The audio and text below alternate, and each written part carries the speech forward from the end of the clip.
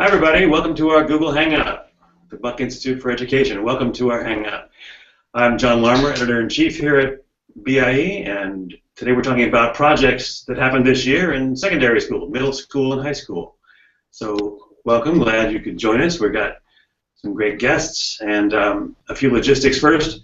This Hangout will last about a half hour, maybe a few minutes longer, because we have 4 people sharing projects with us today. And if you want to ask questions anytime, please do, using the Q&A feature on the Hangout.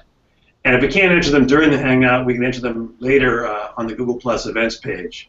So please do ask questions if you want. And this Hangout will be recorded, and it'll be put in our archive at BIE.org. So you can watch it later or tell people you know about it. And you can offer comments. I'll be writing a blog about the Hangout next week also. So let's meet our guests today. We got 3 of our national faculty and then a special guest from one of our partner school districts, Metropolitan Nashville Public Schools.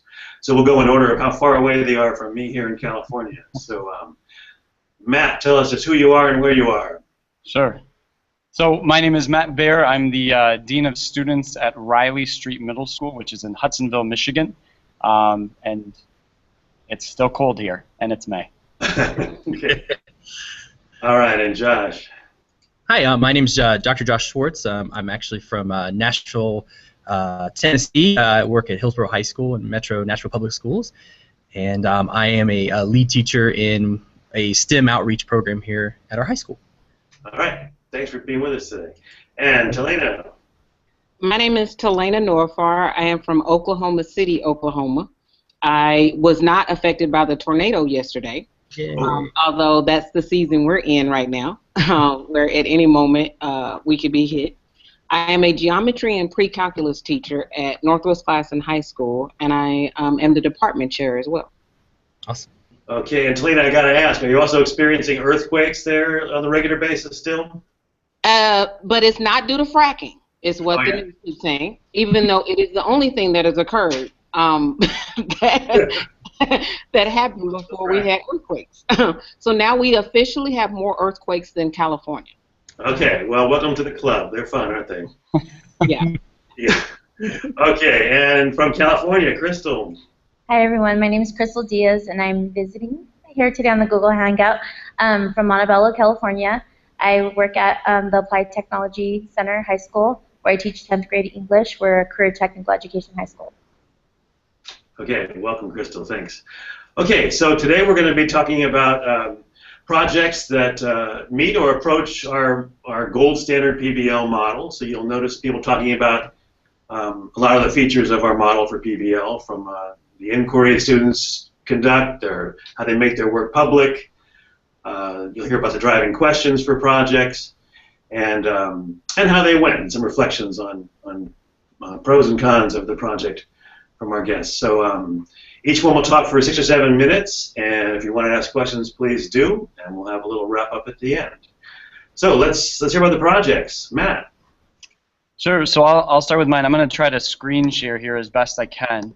I feel like it's best to kind of start with some images. So let me get this full screen. So the project that I'm going to focus on is a combination between ELA, science, and social studies. Again, being a dean of students, I feel like I just get to watch some awesome projects happen throughout the year, and this was one that we just wrapped up last week. What you see behind me, and I'm going to go through a couple pictures here, is what's called Rocket Day that we do here at Riley Street Middle School. The idea combines a lot of science, investigation, platform techniques. They're learning angles, trajectories, acceleration, and basically what kids are doing, at least in this first picture, they're trying to create a bottle rocket, not necessarily to fly the farthest, but to fly consistently in the same direction at the same angle and land in a target area. Through doing that, what we end up doing is we align kids to sides, and then we create what you see here is kind of like the Yankee General Station.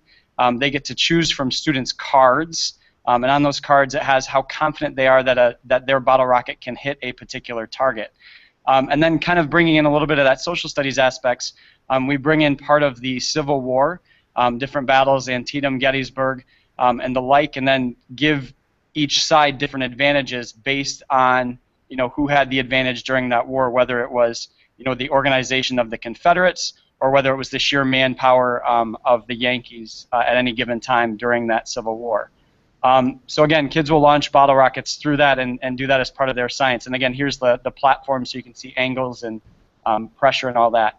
We also combine a lot of our ELA into this as well. What we do is we have students recreate regiments, varying parts of the United States at that time, and then they kind of have a little ceremony where they go through the hallways with their regiment and their flags. That's kind of, again, the zones that they hit. We also, this is the last picture that I want to tie into. There's basically what we do, a Civil War showcase night, where students will dive into particular characters, excuse me, not characters, but particular people who were involved in the Civil War as part of their investigation and research to understand regiments and family backgrounds and how that kind of played into their involvement within the Civil War.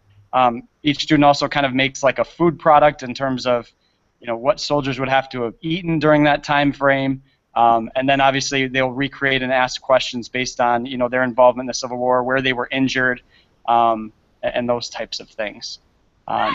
It's a really exciting night for our group of 8th graders, and an exciting day as well as this goes into the next day with Rocket Day. Matt, I noticed a room full of people in an auditorium. That's a good crowd. So that was the students making their presentations? Yeah, this, and again, I apologize because I feel like this is the best picture I got, but what we do is we open up our gymnasium. You can see a little bit to the left here, there's another group behind, but this is one group of just 4 men that were the 55th Ohio Infantry. There are over 200 students in our 8th grade that take part in this. The greatest part on this showcase night is they get for their public product. Our gymnasium is absolutely packed with grandparents, aunts, uncles. They are part of the, part of that audience at the end where they're allowed to ask questions about the regiment, try different food samples. Every time that we do this project, I would say our attendance rate for 8th graders being in that is 99 to 100%. Rarely do we have a student that misses that night or doesn't show up on that night for that public product. Wow. So this has become kind of institutionalized? This project is done every year at the school? It is done every year. It is an entire 8th grade teacher. I mean, we've got about 12 to 15 teachers involved in our 8th grade staff, and every single one of them takes part in it, has a role, and we try to tie it into every single content standard that we can for 8th grade at that level. Okay. How long does it last? Is it like a month to do this, or? That's a great question. It's usually about I want to say 4 weeks. I know kids are testing, and again, depending on Michigan weather, we get out there as much as we possibly can to test rockets and to go through some of those things. I'm going to say the testing portion is probably about a 2 to 3 week process. Investigation and research and social studies content is, probably in that same ballpark, probably about a month. Okay. And did you have a couple other just quick ideas you could toss out for projects you saw this year? So other examples of projects besides this one? Yeah. Yeah, so again, I tried to include a bunch of pictures. This is one that we started off in this week as well. Again, I've got a talented team of 8th grade teachers that try to tackle the world when this stuff happens. This is a group of all of our 8th graders from both middle schools, about 500 kids. We do a capstone project at the end of 8th grade. Their driving question is, how can I best demonstrate that I'm ready for high school? And so they meet with a panel of seniors at our high school auditorium. They learn things that are available for them at high school and classes that they can take. And basically their pitch at the end goes towards a group of AP English students that say, this is who I am, this is what I read, here's how I get involved with school, here are some things that I'm interested in. And ultimately what's nice is the end, it's kind of a pitch to say, here's what I can add to the high school. So it's a way for them to demonstrate, not only am I going to be a part of the high school, but here's what I can add to it. We also had a group of 6th grade English teachers, and this is from their pitch night that was up at City Hall. Their asking, or their driving question was, how can we as citizens inform community members about topics and services that may affect them?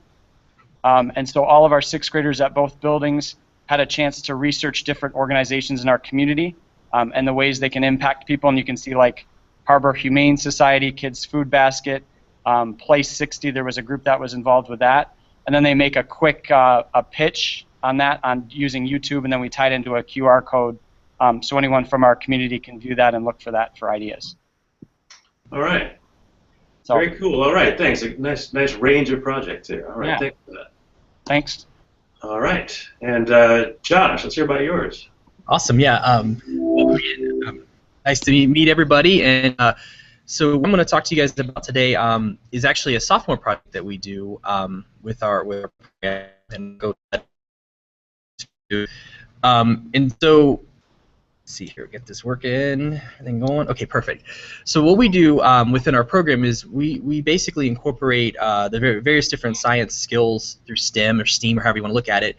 And our ultimate end game is to teach the kids how to do research. So we'll go through the process of from year 1 to year 4. So we have them for 4 years in high school. So we spend the first couple years developing skills, and then ultimately leading to a senior research project that they design on their own. And so all the way through this process, we're really trying to teach the kids about the tools that are available within science as they're developing through the scientific method and also engineering design method. And so the picture you see here is actually from one of our sophomore units that we do early in the year involving forensics. And so really the main theme at this point is how does forensic science incorporates tools and skills to solve the problems that they may have. And so day one, we have the kids come in. We actually had our SRO, our officer in the building. We set up a crime scene, and so we had a dead body that they discovered, and I was the only person in the building that knew what happened. So they had to try and figure out whether or not I was the culprit or if I was just, wrong place, wrong time. And so part of this process throughout the entire unit is as I'm teaching the different concepts of forensic science, they were incorporating those skills, whether it was fingerprinting or blood spatter analysis or the other types of skills. They were trying to develop their hypothesis as to what actually happened. And so that was one of our major threads throughout the unit. And so the kids had a blast with that, and they loved it because they were able to actually work on a real life crime scene, which they thought was so cool. And so throughout that, as we're developing those thoughts, we actually allowed our kids to go to the Tennessee Bureau of Investigations. Got to go and get to see what TBI does in regards to forensic science and how they go through that process. And so that was a lot of fun. The kids enjoyed it, and they were able to use those concepts and see the different labs, whether it's toxicology or whatever. They could start thinking about ways to incorporate those skills into their crime scene. And along with that, so that's one major theme within our project is so they were learning how to analyze a crime scene, but they did find a dead body, quote unquote, and so they had to discover how can you measure decomposition rates. And so obviously you can't do that with humans. That'd be kind of weird and kind of scary. But we have the University of Tennessee at Knoxville has the human body farm. And so we emulate that using chickens. And so we do a thing called chicken body farm at our school. And so what the kids have to do is they get in groups, and they have to define a research question that they want to initiate. So, for example, it could be what happens if a body's found airtight container? Does that affect decomposition? And they go and they actually have to measure various metrics, whether it could be they can look at bacteria, they can look at maggot formation. So they actually have like maggots on the chickens. It's really nasty. And the kids think it's disgusting, but at this time they think it's kind of cool. It's nice, and so they go through the entire scientific investigation doing that. And so along the way here, it's all fun, and it's a real good early unit for sophomores because it gets them interested in science. It's really hands-on and icky. But what we do really is we're again trying to teach the kids about the tools and skills necessary to be a successful scientist. And so one thing we have them do initially, I pulled up here, is they have to actually write formal research proposals. And so if you know anything about grant writing, you have to write an abstract with a specific aim. So they have to design and develop these specific aims as they're developing their projects. And so we try and give them the opportunity to learn how to write it and then go through the process of iterations. So they'll turn it in, and we'll give them feedback, and they'll make adjustments, and they do some peer revisions, etc. as they're developing their projects, with the end game of learning how to do this process. And so that's really fun for the kids, and they find that very engaging as they're learning how to ask a question along the way. And so they'll go through their project, they go and they collect data, and like I said, they have some freedom and choice as to what information they're going to collect. It could be as simple as temperature, it can be bacterial colonies and things of that nature. And then what we have them do at the end is then they will actually present their research, and they did this for actually their midterm. They had to print a 3-foot by 4-foot poster, research poster. So this was their opportunity to learn how to make a poster and how to present their information in front of a public audience. And so you see people in the background. This was actually project expos we have for districts, and present their research to a bunch of local businesses, because we're CT Pathways School as well, so we had all of our business partners come in and evaluate their work. In fact, if I can find it here, yeah, this group right here actually qualified for the STEM Regional Expo in our district and actually won a medal. It's pretty cool. Got to go and share the research as sophomores, so it was very awesome. And so, you know, with our program in general, you know, this is just one aspect of it. We also do a lot of other small projects along the way, and I'll just give you a quick few examples. Our freshmen right now are working with a computer science project where we connected up with Vanderbilt University with a professor there that's actually developed a offshoot of what's called Scratch. It's a computer software program, and what essentially they're doing is they're learning how to write computer code, and they're also developing their study habits as well. And so I'll show you real quick what we did here. This is one of our initial examples. They had to design a fish tank with certain constraints. It had to be educational. The big fish had to eat this fish, and they had to be able to explain it. So they had to go in and actually create a screenshot of their code and explain all their code and all the iterative processes as they were their software. And so we used that ultimately for them and a quiz that they would use to study for their final. And so they incorporated all their units previously throughout the year and have created that. And they're actually working on those now. And in fact, up until 5 minutes ago, they were in class working on web pages and evaluating. There was web pages that were content specific that they were actually evaluating their peers. So they were going through the process of grading basically their peers and providing positive feedback to those folks. So a lot of cool stuff going on, and the last thing I'll leave you guys with is that we ultimately lead to this independent research project that our students do, and then they can pick kind of whatever they want. And so what's nice about that is you get a variety of different projects, and I'll just pull just one here. I have here this year that in the classroom, basically looking with our microscopes, they were struggling to get good quality pictures with a microscope because we do a lot of cell biology and things of that nature. So he designed using a 3D printer. He actually designed a device that allows you to hook up your phone and get quality pictures off of the microscope. So that was pretty cool.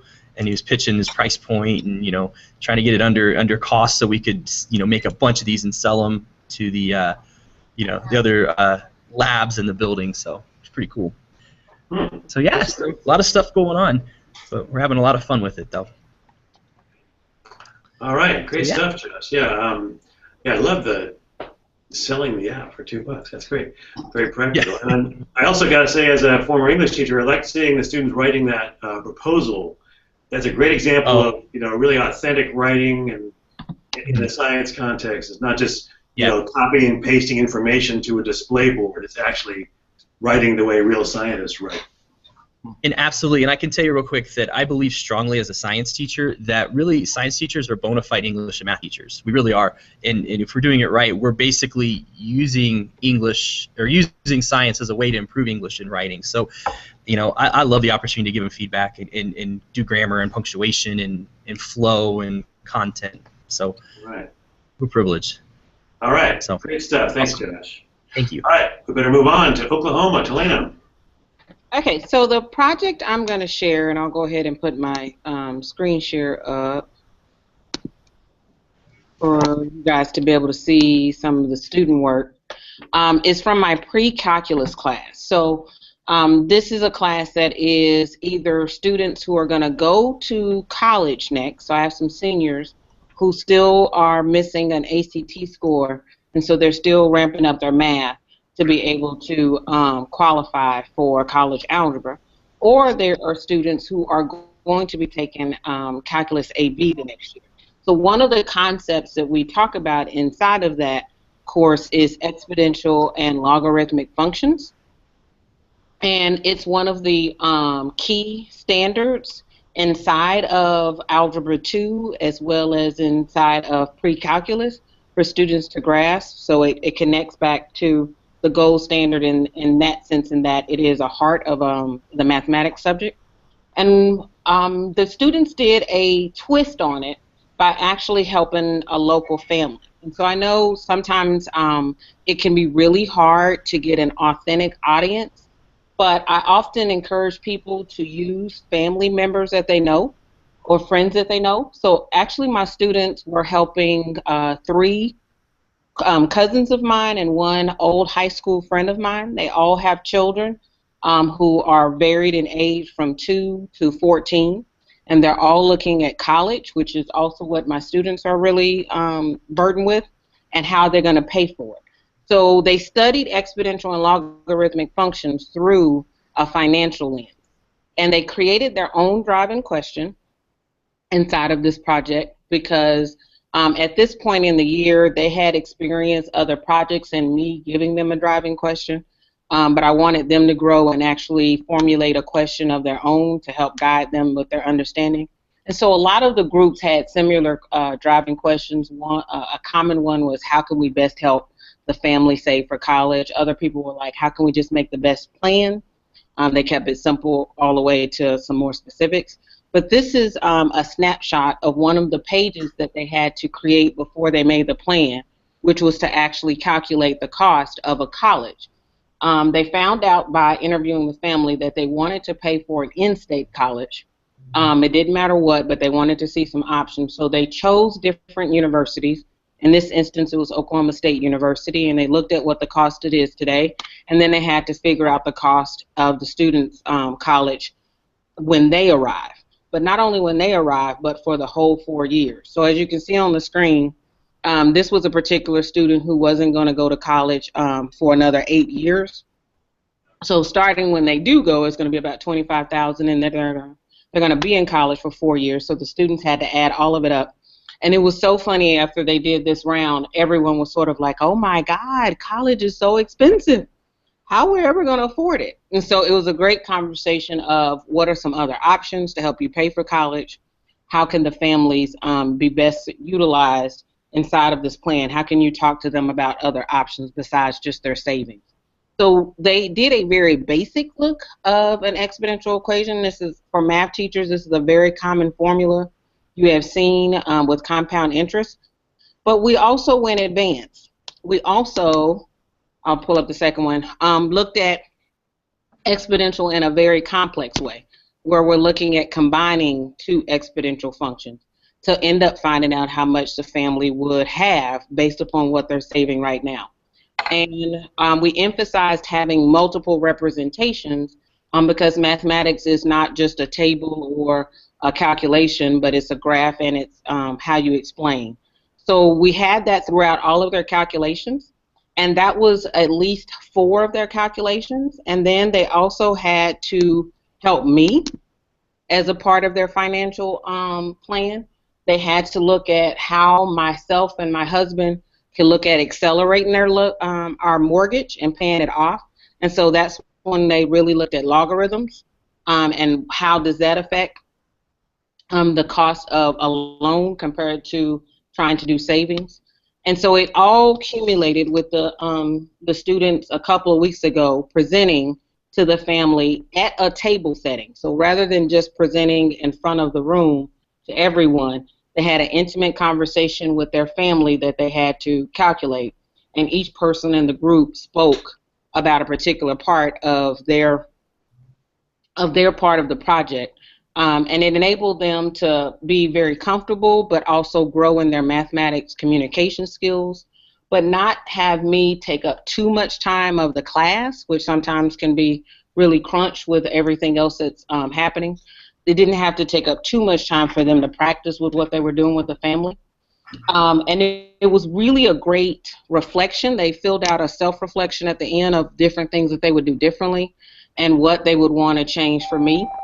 And it was pretty interesting. A lot of kids felt that I gave them too much time.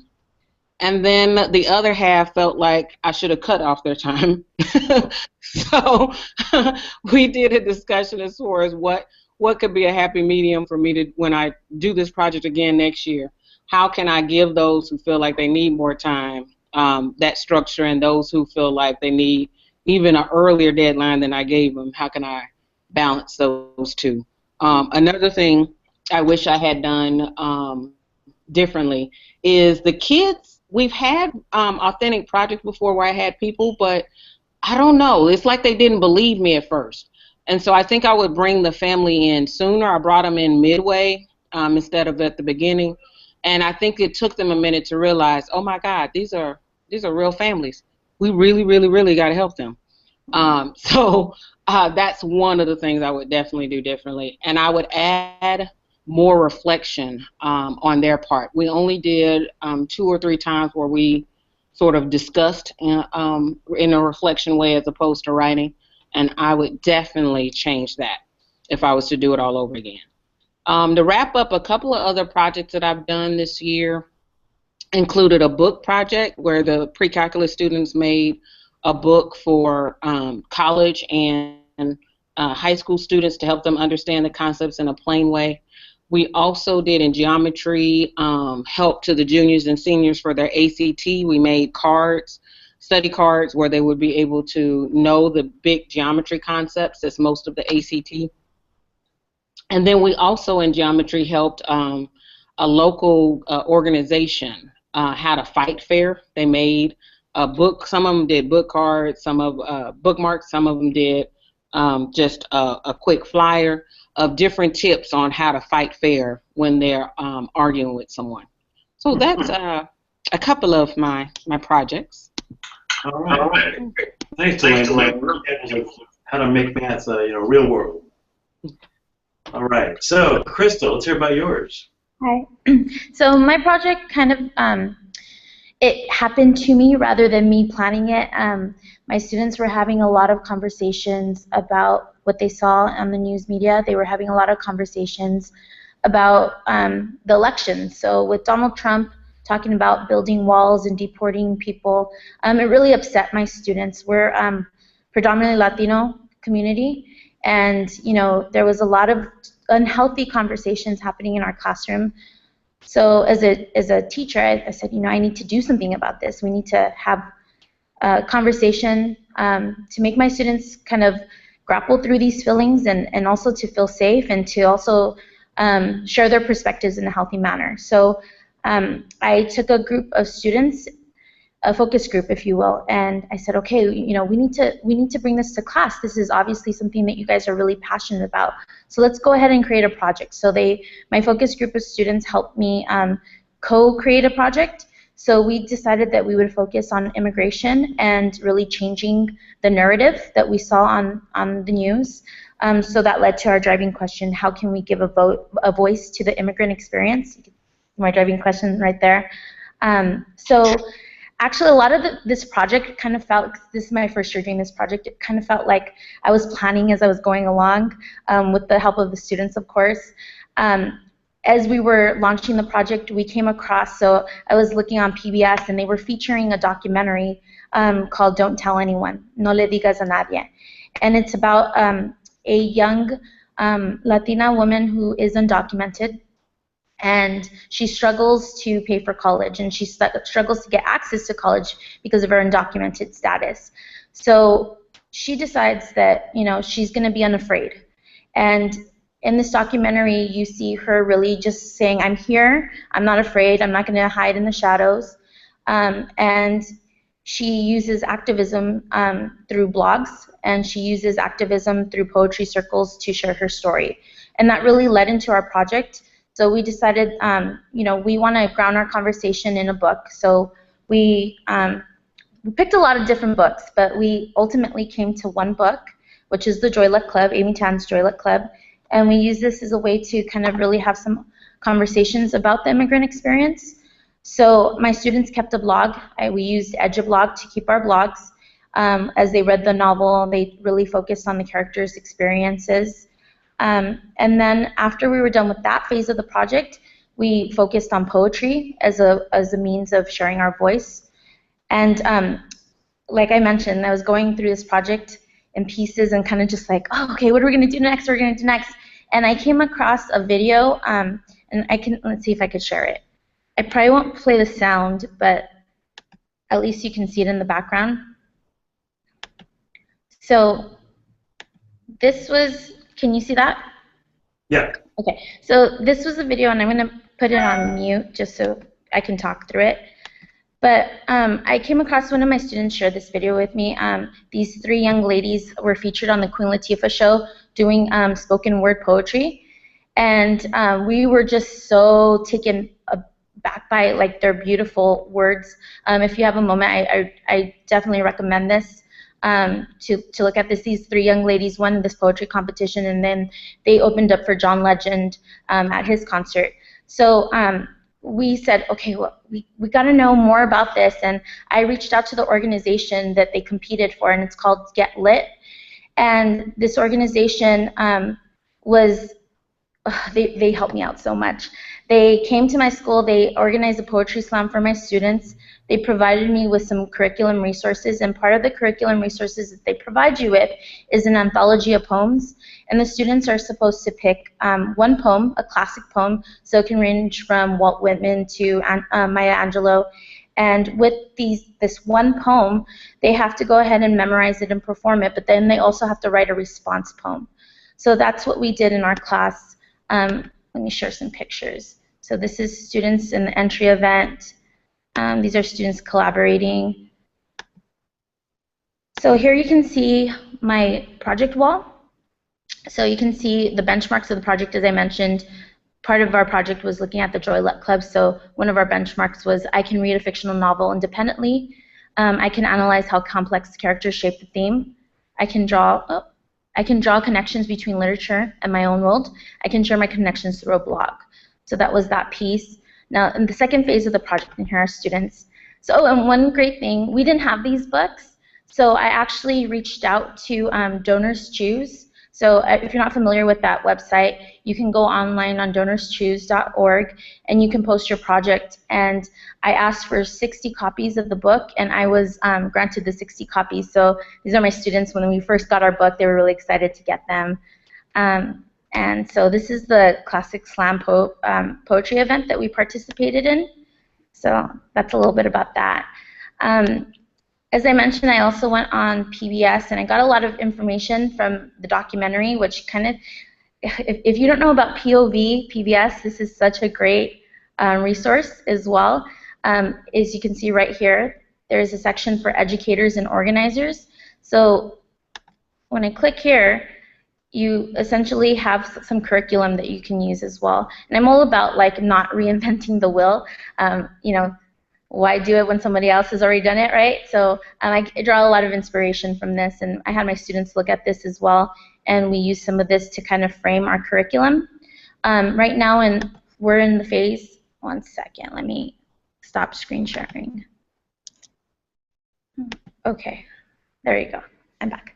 Okay, right now we're in the phase of our project where we're actually planning a poetry event for our school. So we're going to have a poetry slam.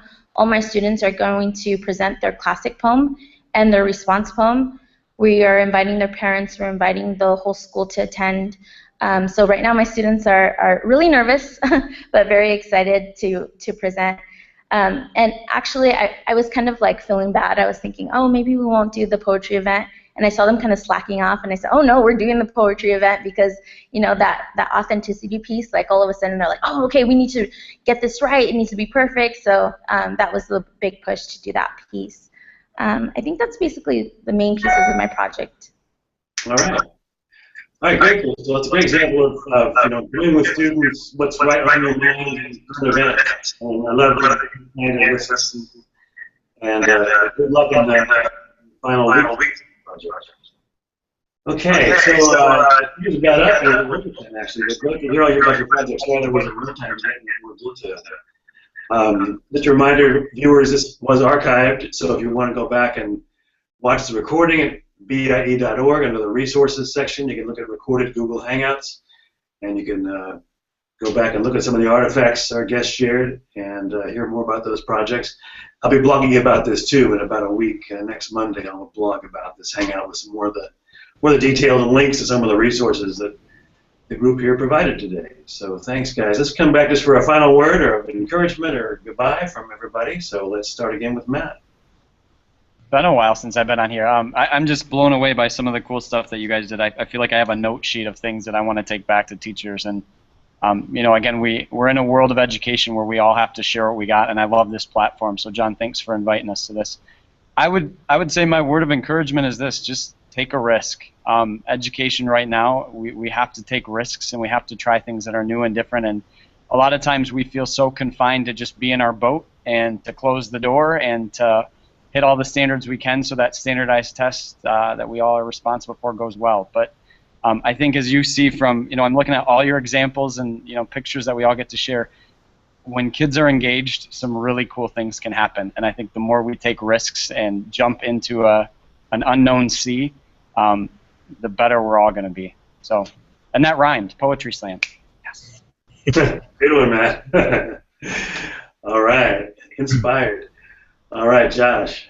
Well, I just have to say thank you for giving me this opportunity to share. This was a lot of fun to get to see what you guys are all doing, more of all the projects that are out there. And if I could give any word of advice, it's just keep your excitement. You know, as a teacher, as an educator, you know, stay excited. The more energy you educate the students so thank you very, very much for the. All right, thank you, Josh. Great to have you. And Helena. My final word is kind of two parts. One is a motto that I try to remind myself every day, and that is kids do not care how much you know until they know how much you care.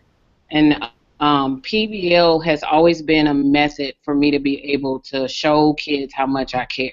It shows them that I care about their future, care about what they think, or care about what they're doing.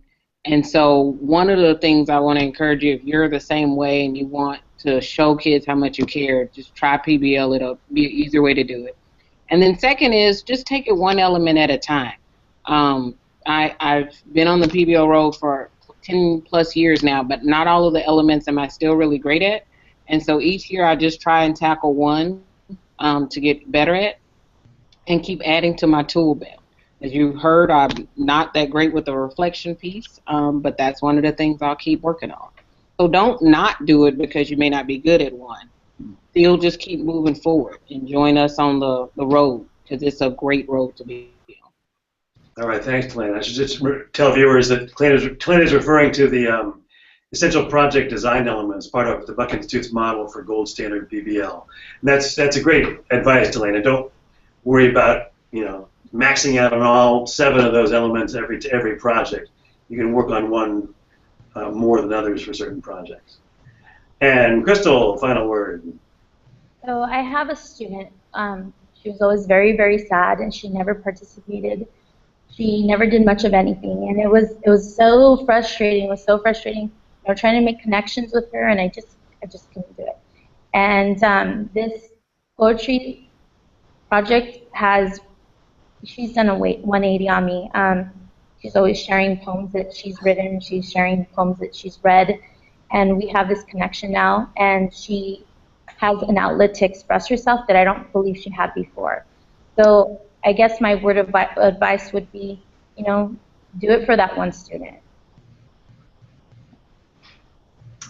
Wonderful conclusion. I love that. Yeah, we like to say PBL is transformational for students, so that's a great example. Thanks, Crystal. Okay. All right, folks, time to wrap up and say goodbye. We'll be having another Hangout in 2 weeks, focusing on elementary school projects from this year. So join us on May 24th, same time, noon Pacific time, and look forward to hearing some good projects from our national faculty and special guests for that. So thanks, guys, very much, and thanks, viewers out there. We'll see you again next time. Bye-bye.